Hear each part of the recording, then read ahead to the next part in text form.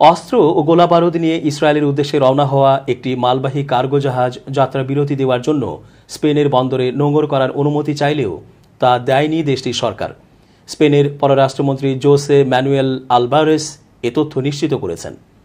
বৃহস্পতিবার বেলজিয়ামের ব্রাসেলসে এক সংবাদ সম্মেলনে বলেন, আমরা যখনই নিশ্চিত হলাম যে ইসরায়েলগামী জাহাজটিতে বিপুল পরিমাণ অস্ত্র গোলাবারুদ রয়েছে, তখনই সেটিকে বন্দরে ভেড়ার জন্য অনুমতি না দেওয়ার সিদ্ধান্ত নেই। স্পেন ইসরায়েলের দ্বিপাক্ষিক কূটনৈতিক সম্পর্কের ইতিহাসে প্রথমবার এই ঘটনা ঘটল। স্পেন বিশ্বাস করে মধ্যপ্রাচ্যে আর অস্ত্রের কোনো প্রয়োজন নেই, সেখানে এখন প্রয়োজন শান্তির। তাই সম্প্রতি যে পদক্ষেপ আমরা নিয়েছি, ভবিষ্যতেও তা অব্যাহত থাকবে। ইসরায়েলগামী কোনো অস্ত্রবাহী জাহাজ আর কোনোদিন স্পেনের কোনো বন্দরে নোঙর করতে পারবে না। সংবাদ সম্মেলনে এই ইস্যুতে বিস্তারিত আর কিছু বলেননি স্পেনের পররাষ্ট্রমন্ত্রী। তবে ফ্রান্সের দৈনিক এল প্যারিস এক প্রতিবেদনে জানিয়েছে, ডেনমার্কের পতাকাবাহী সেই কার্গো জাহাজটি ভারতের তামিলনাড়ুর রাজ্যের চেন্নাই বন্দর থেকে অস্ত্র গোলাবারুদের চালান নিয়ে ইসরায়েলের হাইফা বন্দরের উদ্দেশ্যে রওনা হয়েছিল।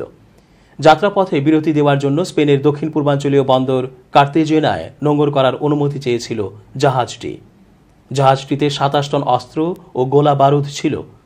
ইউরোপের যে কয়েকটি রাষ্ট্র গাজায় ইসরায়েলি বাহিনীর অভিযানের বিরুদ্ধে সবচেয়ে দৃঢ় অবস্থান নিয়েছে, তাদের মধ্যে স্পেন অন্যতম। সম্প্রতি ফিলিস্তিনকে রাষ্ট্র হিসেবে স্বীকৃতি দেওয়ার সিদ্ধান্তও নিয়েছে স্পেন। এছাড়া গত ৭ অক্টোবর গাজায় অভিযান শুরুর পর থেকে ইসরায়েলে অস্ত্র রপ্তানিও স্থগিত করেছে স্পেনের সরকার।